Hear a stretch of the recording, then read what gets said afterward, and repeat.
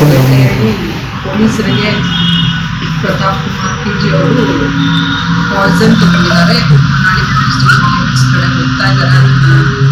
ನೋಡ್ಬೇಕಂತ ಹೇಳಿ ಮಾಹಿತಿ ಬಂದಾಗ ನಮ್ಮ ಹೋಗಿ ಪರಿಶೀಲಿಸಿದ್ದಾರೆ. ಸೊ ಪರಿಶೀಲಿಸಿದಾಗ ಅದು ಕೋಮಾರ್ನಲ್ಲಿ ಮತ್ತೆ ಅರಕೆರೆ ನಡುವೆ ಒಂದು ರೋಡಲ್ಲಿ ಒಂದು ವೆಹಿಕಲ್ ಇದೆ. ಆ ವೆಹಿಕಲ್ ಅಲ್ಲಿ ಹೋಗಿ ಚೆಕ್ ಮಾಡಿದಾಗ ಈ ಪ್ರತಾಪ್ ಕುಮಾರ್ ಅವರು ವಿಷವನ್ನ ಕುಡಿದಿರೋದು ಕಂಡು ಬರ್ತದೆ. ಇಮಿಡಿಯೇಟ್ ಆಗಿ ಅವ್ರ ಬ್ರದರು ಕೂಡ ಬಂದಿದ್ದು ನಮ್ಮವರೆಲ್ಲ ಶಿಫ್ಟ್ ಮಾಡಿದ್ದಾರೆ ಹೊನ್ನಾಳಿ ತಾಲೂಕು ಹಾಸ್ಪಿಟಲ್ಗೆ.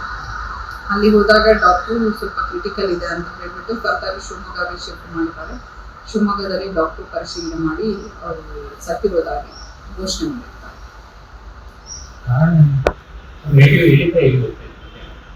ಅವ್ರದ್ದು ನೇಟಿವ್ ಬಸವಪಟ್ಟಣ ಕತ್ತಲ್ಗೆರೆ ಹೇಳ್ತಾರೆ.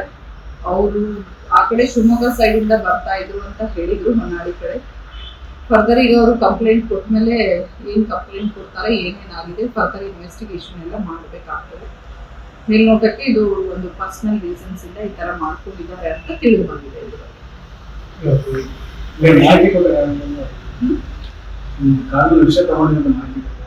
ಅವ್ರ ಸಂಬಂಧಿಕರು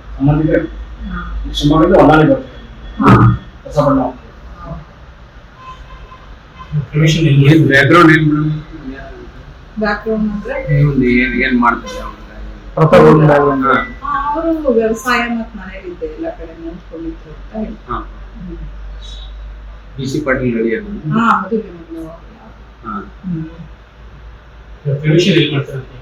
ಕ್ರಿಮೇಷನ್ ಸದ್ಯಕ್ಕೆ ಕತ್ತಲ್ಗೆರೆ ಅಂತ ತಿಳಿದು ಬರುತ್ತೆ. ಗೊತ್ತಾಗಬೇಕು ಇನ್ನು ಬಾಡಿ ಮೆಕನ್ ಹಾಸ್ಪಿಟಲ್ ಅಲ್ಲಿ ಇದೆ. ಅವ್ರು ಕಂಪ್ಲೇಂಟ್ ಕೊಡ್ಬೇಕು. ಆ ಕಂಪ್ಲೇಂಟ್ ಅನ್ನು ತಗೊಳ್ಬೇಕು. ಫರ್ದರ್ ನಾವು ತನಿಖೆ ಮಾಡ್ಬೇಕು, ಏನಾಗಿದೆ ಅಂತ ತಿಳಿದುಕೊಳ್ಬೇಕು. ಕಾರಲ್ಲಿ ಹಂಗ ಆಗಿದೆ ಅಂತ ಗೊತ್ತಾದ ತಕ್ಷಣ ಇಮಿಡಿಯೇಟ್ ಆಗಿ ಶಿಫ್ಟ್ ಮಾಡಿದ್ದಾರೆ. ಶಿಫ್ಟ್ ಮಾಡಿದಾಗ ಇದೆಲ್ಲ ಆಗ್ತದೆ. ಅದಾದ್ಮೇಲೆ ನಾವು ಇಮಿಡಿಯೇಟ್ ಆಗಿ ಶಿವಮೊಗ್ಗ ಹಾಸ್ಪಿಟಲ್ ಕೂಡ ಹೋಗಿದ್ದಾರೆ. ಇವೆಲ್ಲ ಕಂಪ್ಲೇಂಟ್ ತಗೊಂಡು ಫರ್ದರ್ ಪ್ರೊಸೀಜರ್ ಏನಿದೆ, ಇನ್ವೆಸ್ಟಿಗೇಷನ್ ಏನಿದೆ ಮಾಡ್ತಾರೆ.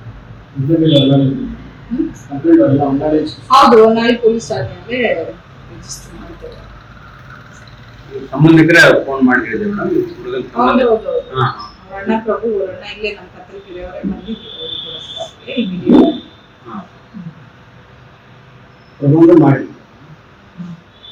ಅವಾಗೇನ್ ಮಾತಾಡಿಲ್ಲ ಮೇಡಮ್. ಸ್ವಲ್ಪ ಕ್ರಿಟಿಕಲ್. ಅದು ರೋಗ ಪೆಸ್ಟಿಸೈಡ್ ಔಷಧಿ ಇದೆಯಲ್ಲ, ಅದನ್ನ ಕುಡಿದಿರ್ತಾರೆ. ಅದು ತುಂಬಾ ಸ್ಟ್ರಾಂಗ್ ಇರ್ತದಲ್ಲ.